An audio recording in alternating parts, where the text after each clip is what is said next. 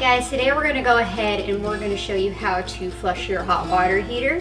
This should be done once a year to keep your heater efficient from sediment building up in it, which can happen. You build too much sediment in there and it can harden up at the bottom and it causes your heater to malfunction. We live in an area where there's a high clay amount in the soil, so we're concerned that there may be clay building up in here, so we just want to flush it to make sure. And again, this is yearly maintenance that should be done anyway. So this house was built in 2005, which is when we assume these were installed, so we're not sure if this has ever been done, but we're going to go ahead and try it out today. First thing that I went ahead and did is these are electric, so there's no pilot light on them or anything like that. So we just went ahead and we flipped the breaker on these heaters just to keep it from warming back up while the tank is empty. If you have a gas one, just go ahead onto your box for your pilot light control and just turn it to either vacation mode or to pilot, just to, like I said, to keep it from heating up while you're trying to flush it. Now what we're going to go ahead and do is we're actually going to turn off the cold faucet on these.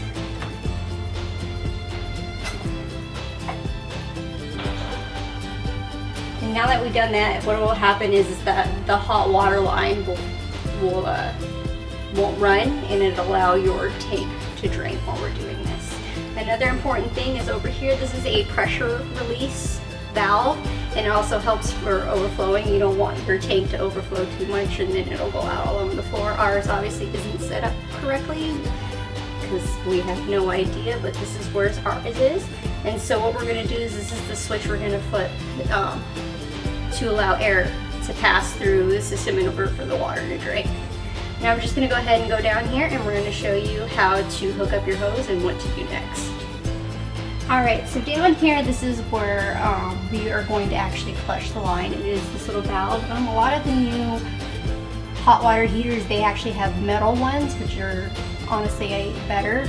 The main reason is that these can easily break, and that this little valve that you open up to allow the water to release, it isn't very big, so the amount of water you are flushing through your hose at a time isn't a great amount, so it takes a little bit longer.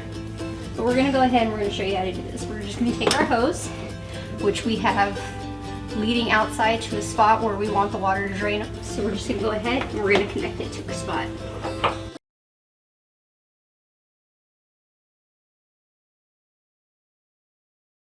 Alright, so if you notice on ours, there's this little black spot here. That is actually a spot for your screwdriver. We went ahead and got a flathead screwdriver.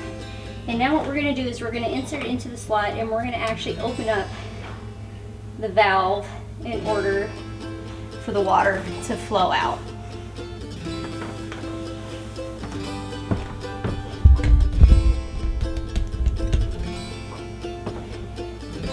Now that we got everything set up and ready to go, we're going to go ahead and we're going to actually open up this pressure valve, and it'll allow the water to drain, because right now everything is stopped up because of the air and everything. So we're just going to go ahead and open up and get this going.